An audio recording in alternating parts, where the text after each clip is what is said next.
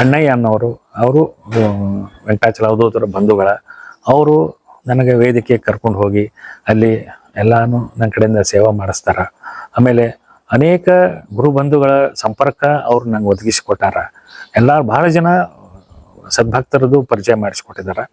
ಇದೇ ವಿಚಿತ್ರ ಅನಿಸ್ತದೆ ನನಗೆ. ಪ್ರತಿ ಸಲ ನಾವು ಏನು ಆಸೆ ಮಾಡಿರ್ತೀವಿ ಅದಕ್ಕಿಂತ 10 ಪಟ್ಟು ಹೆಚ್ಚಿಗೆ ಗುರುಗಳು ಕೊಡಿಸ್ತಾರ. ಅದ್ರದ್ದು ಏನು ನಂಗೆ ತಿಳಿಯವರ್ತ, ಮಹಿಮೆನೇ ತಿಳಿಯವರ್ತ ಗುರುಗಳದ್ದು. ನಮಗೆ ಭಾಳ ಸಂತೋಷ ಆಯ್ತು. ಪೂರ್ಣಿಮಾ ಅವರ ಅಣ್ಣ ಅಂತ ಗೊತ್ತಿತ್ತಲ್ಲ, ಇವರು ಇದ್ದಕ್ಕಿದ್ದಾಗ ಏಕರಮ್ಮು ನಿಮ್ಮ ಮನೇಲಿ ಒಂದು ಹಸು ಗಬ್ಬಾಗಿಲ್ಲ, ಕರು ಹಾಕಿಲ್ಲ, ಹೌದಾ ಅಂತ ಕೇಳಿರಂತೆ. ಇನ್ನು 10 ನಿಮಿಷದಲ್ಲಿ ಗಂಡು ಮಗುವಾಗುತ್ತೆ ಅಂತ ನನ್ನ ಎದುರಿಗೆ ಹೇಳಿದರು. ಅವ್ರು ಹೇಳಿ 10 ನಿಮಿಷಕ್ಕೆ ಗಂಡು ಮಗು ಜನನವಾಯಿತು. ಪೊಲೀಸ್ನವ್ರುಗಳು ಹೇಳಿದ್ದಾರೆ. ನಾನು ಹಿಂಗೆ ಹಾಲು ಕೊಡೋಕೆ ಹೋದಾಗ ಒಂದಿನ ಕೇಳ್ತಾ ಇದ್ದರು. ನಾನು ಅಲ್ಲೇ ಕೂತ್ಕೊಂಡಿದ್ದೆ, ನೋಡ್ತಾ ಇದ್ದೆ. ಇವ್ರ ಹತ್ರ ಮಾಹಿತಿ ತಗೊಂಡೋಗಿ ಅಲ್ಲಿ ಹಿಡಿದು ಸ್ವಾಮಿ ಸಿಕ್ಕಿರು, ಈ ಥರವ ನೀವು ಹೇಳ್ದಂಗೆ ಕೋಟ ನೋಟ್ ಮಾಡ್ತಾ ಇದ್ದಾರೆ, ನೀವು ಹೇಳ್ದಂಗೆ ಇಂಥ ಜಾಗ ಸಿಕ್ಕಿರು ಅಂತ. ನೀವೇನಿದ್ರು ನೇರವಾಗಿ ಅಂತರಂಗದಲ್ಲಿ ಭಾವನೆ ಇದ್ದು ಬಂದರೂ ಮಾತ್ರ ಅಷ್ಟೇ ಹೊರತು ಯಾರೋ ಹೇಳಿರು ಏನೋ ಮಾಡಿರು ಅನ್ನೋದು ಆ ಥರ ಭಾವನೆ ಇದ್ದರೆ ನೀನು ಬರಲೇಬೇಡ. ಗುರುವನ್ನು ಭಾವನೆ ಅಂತರಂಗದಿಂದ ಬರಬೇಕು.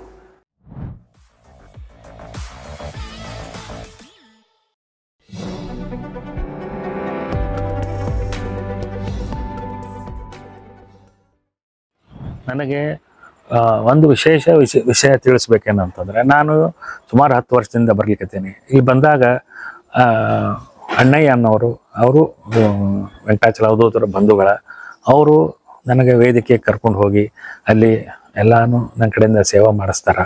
ಆಮೇಲೆ ಅನೇಕ ಗುರು ಬಂಧುಗಳ ಸಂಪರ್ಕ ಅವ್ರು ನಂಗೆ ಒದಗಿಸಿಕೊಟ್ಟಾರ. ಭಾಳ ಜನ ಸದ್ಭಕ್ತರದ್ದು ಪರಿಚಯ ಮಾಡಿಸ್ಕೊಟ್ಟಿದ್ದಾರೆ. ಅವ್ರು ಪ್ರತಿ ಸಲ ಬಂದಾಗ ಅವ್ರ ಮನೆಗೂ ಹೋಗ್ತೀನಿ. ಅವ್ರ ಮನೆಯಲ್ಲಿರೋ ವೇದಿಕೆಗೂ ನಾನು ಸೇವೆ ಮಾಡಿ ಬರ್ತೀನಿ. ಇವತ್ತು ವಿಶೇಷವಾಗಿ ಅವ್ರ ಮನೆಗೆ ಹೋದ್ಮೇಲೆ ಅವರು ಎಲ್ಲ ಕಾರ್ಯಕ್ರಮ ಮುಗೀತು. ಹೋದ್ಮೇಲೆ ಮನೆಗೆ ಪ್ರಸಾದ ತೊಗೊಂಡು ಹೋಗಂತ ನನ್ನ ತಲೆ ಒಳಗೆ ಬಂದ ತಕ್ಷಣ ಕಡೂರಿನ ಗುರು ಸೇವಕರಿಗೆ ನಾನು ವಿನಂತಿಸಿಕೊಂಡೆ, ಹಿಂಗೆ ನಮ್ಮ ಕುಟುಂಬಕ್ಕೂ ಪ್ರಸಾದ ಕೊಡಿಸ್ರಿ ಅಂಥೇಳಿ. ಒಂದು ಪ್ರಸಾದ ಕೊಡ್ರಿ ಅಂಥೇಳಿ, ಒಂದು ಉಂಡಿ ಅಂತ ನಾನು ಕೇಳಿದೆ. ಅವರು ಬರ್ರಿ ಹೋಗೋಣ ಅಂಥೇಳಿ ಇದು ಮಾಡಿದರು. ಅಲ್ಲಿ ಹೋಗಿ ಅಣ್ಣಯ್ಯ ಅವ್ರಿಗೆ ಕೇಳಿದರೆ, ನಾನು ಕೇಳಿದ್ದು ಒಂದು ಪ್ರಸಾದ. ಅಣ್ಣಯ್ಯನವರು ಆಯಿತು ಅಂಥೇಳಿ 4 ಪ್ರಸಾದಗಳನ್ನು ಕೊಟ್ಟರು. ಇದೇ ವಿಚಿತ್ರ ಅನಿಸ್ತದೆ ನನಗೆ. ಪ್ರತಿ ಸಲ ನಾವು ಏನು ಆಸೆ ಮಾಡಿರ್ತೀವಿ ಅದಕ್ಕಿಂತ 10 ಪಟ್ಟು ಹೆಚ್ಚಿಗೆ ಗುರುಗಳು ಕೊಡಿಸ್ತಾರ. ಅದ್ರದ್ದು ಏನು ನಂಗೆ ತಿಳಿಯವರ್ತ, ಮಹಿಮೆನೇ ತಿಳಿಯವರ್ತ ಗುರುಗಳದ್ದು. ನಮಗೆ ಭಾಳ ಸಂತೋಷ ಆಯ್ತು. ಅಣ್ಣಯ್ಯನವರು ನಮಗೆ ಸುಮಾರು 10 ವರ್ಷದಿಂದ ನಮ್ಮ ಜೊತೆ ಸಹಕರಿಸ್ಕೊಂಡು ಭಾಳ ಇದು ಮಾಡ್ತಾ ಇದ್ದಾರೆ. ಇವತ್ತು ನಮಗೆ ಭಾಳ ಮರ್ಯಾದೆ ಕೊಟ್ಟರು, ಸೇವಾ ಮಾಡಲಿಕ್ಕೆ ಅನುಕೂಲ ಮಾಡಿಕೊಟ್ರು. ಹೀಗಾಗಿ ನಾ ಎಲ್ಲರಿಗೂ ಚಿರಋಣಿಯಾಗಿರ್ತೇನೆ. ನಮ್ಮ ಮನೆಯವ್ರದ್ದು ತೀರ್ಥಹಳ್ಳಿ ತವ್ರ ಮನೆ. ಅವ್ರ ಅಣ್ಣ ಇಲ್ಲಿಗೆ ಬೇರೆ ಅವ್ರ ಸ್ನೇಹಿತರ ಜೊತೆ ಬಂದಿದ್ದರು. ಅವರು ಇಲ್ಲಿ ಬೇರೆ ಅವ್ರ ನೆಂಟರುಗಳು ಇದ್ದಾರೆ. ಅವ್ರ ಜೊತೆ ಬಂದಾಗ ಅವ್ರ ಮನೆಗೆ ಹೋಗಿದ್ದಾರೆ. ಅವ್ರಿಗೆ ಇವೆಲ್ಲ ನಂಬಿಕೆ ಇತ್ತಿಲ್ಲ. ಯಾರಿಗೆ? ಅವ್ರ ಅಣ್ಣ ಅವರಿಗೆ, ನಮ್ಮ ಮನೆಯಾರ ಅಣ್ಣನಿಗೆ ಅಷ್ಟೊಂದು ಇದಿತ್ತಿಲ್ಲ. ಅವ್ರ ಗುರುನು ಅವ್ರೇನೋ ಸುಮ್ಮನೆ ಅವ್ರ ಜೊತೆಲಿ ಹೋಗಿದ್ದಾರೆ, ಇವರು ಕೂತ್ಕೊಂಡಿದ್ದಾರೆ.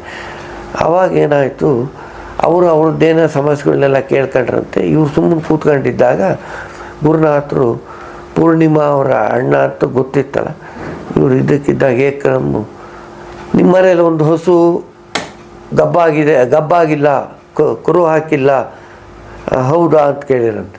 ಒಂದು ಹಸು ಕರುನೇ ಹಾಕಿಲ್ಲ, ಹೌದಾ ಅಂತ ಕೇಳಿ.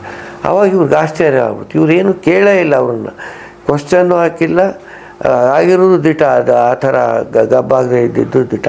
ಆವಾಗ ಹೌದು ಗುರುವೇ, ಈ ಥರ ಹಿಂಗಾಗಿದೆ, ನಮ್ಮ ಮನೇಲೊಂದು ಹಾಗೇ ಇಲ್ಲ, ಅದು ತುಂಬ ದೊಡ್ಡದಾಗಿದೆ ಹಸು, ಆಗಿಲ್ಲ ಅಂತ. ಆವಾಗ ಅವರು ಒಂದು ಬಾಳೆಹಣ್ಣಲ್ಲಿ ಇದನ್ನು ಮಂತರಿಸ್ಕೊಟ್ಟು, ಈ ಥರ ಇದನ್ನು ತಗೊಂಡೋಗಿ ತಿನ್ನಿಸಿ, ಕರು ಹಾಕುತ್ತೆ ಇನ್ನು ವರ್ಷದೊಳಗೆ ಅಂತ ಹೇಳಿ ಹಂಗೆ ತಗೊಂಡೋಗಿ ತಿನ್ನಿಸಿದ್ರು. 1 ವರ್ಷದೊಳಗೆ ಹಸು ಕರು ಹಾಕ್ತು. ಇವ್ರಿಗೆ ಆವಾಗ ಗುರುನಾಥರ ಬಗ್ಗೆ ನಂಬಿಕೆ ಬಂತು. ಅಲ್ಲಿವರೆಗೂ ಅವರಿಗೆ ಇವೆಲ್ಲ ಈ ಥರ ಎಲ್ಲ ನಂಬ್ತಾ ಇತ್ತಿಲ್ಲ. ಅವರು ಇದ್ದಕ್ಕಿದ್ದಾಗೆ ಅವರಾಗೆ ಹೇಳಿರಲ್ಲ, ಅದು ಗಬ್ಬನೂ ಆಯಿತು, ಕರುನೂ ಹಾಕ್ತು, ಹೀಗಾಗ್ಬಿಡ್ತು ಅಂತ. ಆಮೇಲೆ ಅವರೇ ಹೇಳಿದರು ಹಿಂಗಾಯಿತು ಅಂತೇಳಿ. ನನಗೆ ಇವೆಲ್ಲ ನಾನು ನಂಬ್ತಾ ಇತ್ತಿಲ್ಲ, ಈ ಥರದ್ದೆಲ್ಲವ. ನನಗೆ ಆಶ್ಚರ್ಯವಾಗ್ಬಿಡ್ತು ಅಂತ. ಅವರು ನಂಬೋ ಥರ ಒಂದು ಇದಾಯಿತು ಅಂತ. ಗುರುನಾಥರ ಒಡನಾಟದಲ್ಲಿದ್ದ ಕಾರುಣ್ಯ ಗುರುಗಳ ಒಂದು ಅನುಗ್ರಹದಿಂದ ಕುರು ಹತ್ತು. ನೋಡಿ ಶಾನ್ಭೋಗ್ರೆ, ನನಗೆ ಒಬ್ಬರು ಹುಚ್ಚ ಅಂತಾರೆ, ಒಬ್ಬರು ಬೆಪ್ಪ ಅಂತಾರೆ, ಒಬ್ಬರು ಗುರು ಅಂತಾರೆ, ಒಬ್ಬರು ಅವಧೂತು ಅಂತಾರೆ. ನಾನು ಯಾರು ಏನಂದರೂ ನಾನು ಯಾವುದನ್ನು ನಾನು ಮನಸ್ಸಿಗೆ ಹಾಕತ್ತಿತ್ತಿಲ್ಲ. ನೀನು ಗುರು ಅಂತಲೂ ಅನ್ಬೇಡ, ಗುರ್ರ ಅಂತಲೂ ಅನ್ಬೇಡ ಅಂತ ನಾನು ನೇರವಾಗಿ ಹೇಳ್ತಾ ಇದ್ದೆ. ಆಮೇಲೆ ಎಷ್ಟೋ ಜನ ಗುರುನಾಥರ ಹತ್ರ ಬಂದಾಗ ಬೆಳಗ್ಗೆಯಿಂದ ಸಂಜೆವರೆಗೆ ಕೂತ್ಕೊಂಡವ್ರಿಗೆ ಉತ್ತರ ಕೊಡ್ತಾ ಇರ್ತಿಲ್ಲ. ಅವ್ರು ಊಟ ತಿಂಡಿ ಪ್ರತಿಯೊಂದು ಕೊಡೋರು, ಅವ್ರ ಮನೇಲಿ ಕೂತ್ಕೊಂಡಾರು, ಹಿಂಗೆ ಮೂಲೆಯಲ್ಲಿ ಕೂತಿರು ನಾನು.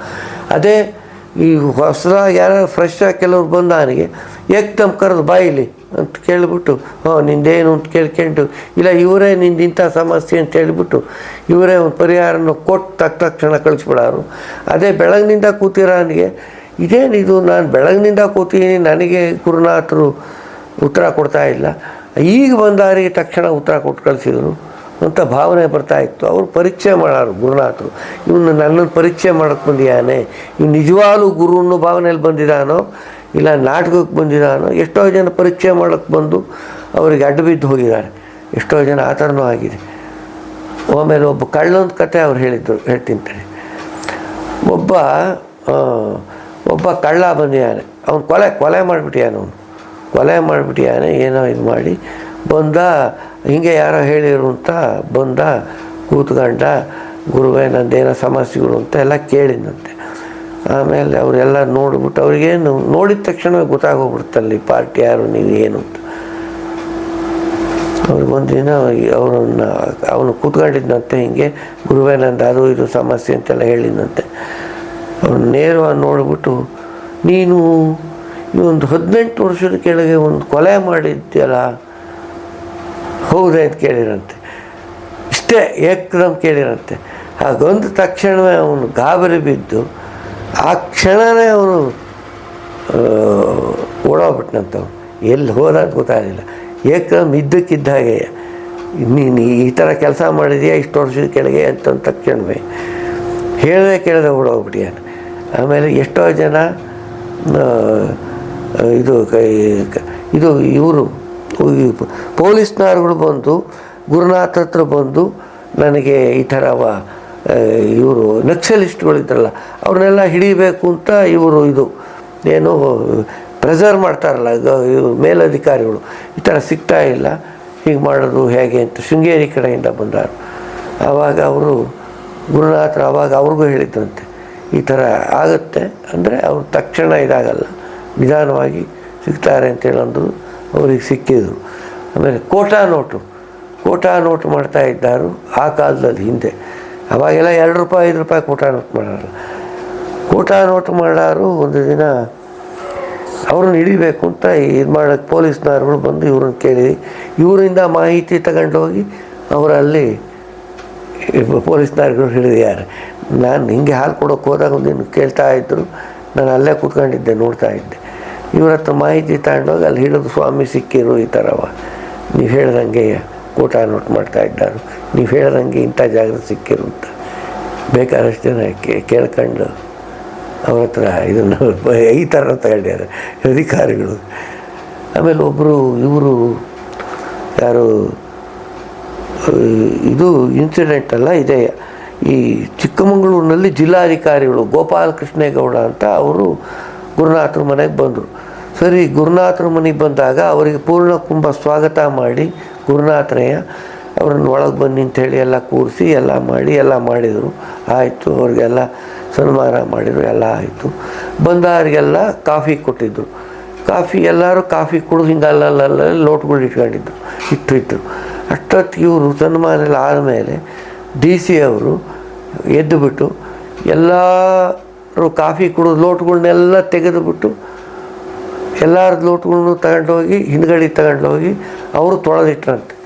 ಗುರುನಾಥ್ ಇದು ನಡೆದಿರೋ ಕಥೆ ಇದು. DC ಆಮೇಲೆ DC ಅವ್ರಿಗೆ ಕೆಲವರು ಪಕ್ಕದಲ್ಲಿದ್ದಾರಲ್ಲ, ನೀವು ಯಾಕೆ ಇವನ್ನೆಲ್ಲ ಮುಟ್ಟಬೇಡಿ, ನಾವು ಅದು ಕ್ಲೀನ್ ಮಾಡ್ತೀವಿ ನಾವು ಅಂತಂದರೆ, ಇಲ್ಲ ಇದು ನಾನು ಜಿಲ್ಲಾಧಿಕಾರಿ ಅಲ್ಲಿ ಆಫೀಸಲ್ಲಿ, ಇಲ್ಲಿ ನಾನು ಗುರುಸೇವಕ, ನಾನಿಲ್ಲಿ ಗುರು ಸೇವಕ, ನಾನಿದು ನನ್ನ ಕರ್ತವ್ಯ, ಇದು ನಾನು ಮಾಡ್ತಾಯಿದ್ದೀನಿ. ಇದು ನಾನು ಜಿಲ್ಲಾಧಿಕಾರಿ ಅಲ್ಲ, ಇಲ್ಲಿ ನಾನು ಗುರು ಸೇವಕ ಅಂಥೇಳಿ ಅಷ್ಟು ಒಂದು ಅಂಥ ಪೋಸ್ಟಲ್ಲಿದ್ದರೂ ಈ ಮಟ್ಟದಲ್ಲಿ ಬರಬೇಕಾದ್ರೆ ಅವ್ರಿಗೆ ಎಷ್ಟು ಇದಾಗಿರಬೇಕು. ಅವ್ರಿಗೇನು ಯಾರು ಏನು ಇದು ಮಾಡಿಲ್ಲ, ಅವರೇ ಪ್ರತಿಯೊಂದನ್ನು ತೆಗೆದು ತೊಳೆದಿಟ್ರಂತೆ.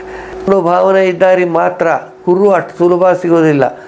ಗುರು ನಿರಂತರ ಸಾಧನೆ ಮಾಡು ಅಂತ ಹೇಳಾರು ಗುರುನಾಥರು.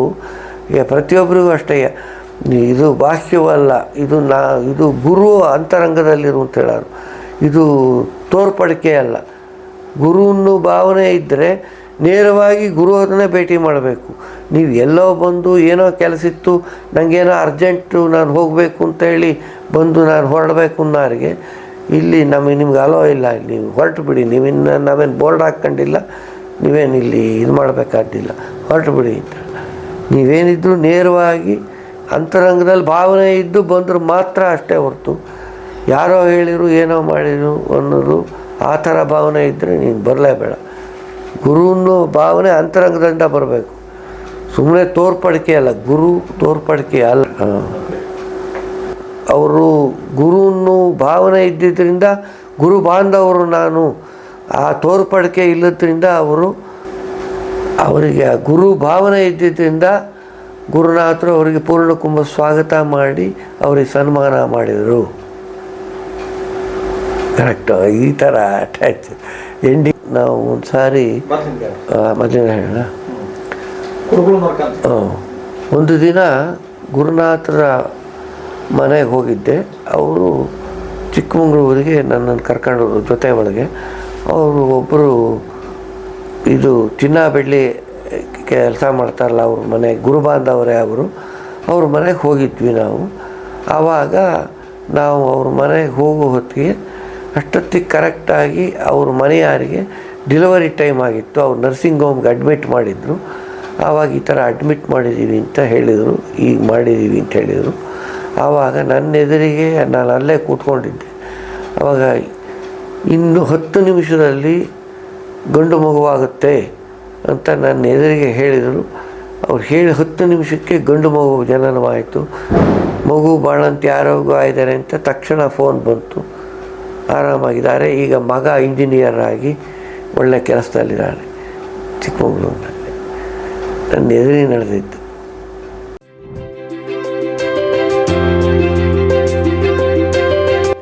ದಯಮಾಡಿ ಲೈಕ್ ಮಾಡಿ, ಶೇರ್ ಮಾಡಿ, ಸಬ್ಸ್ಕ್ರೈಬ್ ಮಾಡಿ, ಮರೆಯದೆ ಬೆಲ್ ಬಟನ್ ಒತ್ತಿ. ಧನ್ಯವಾದಗಳು.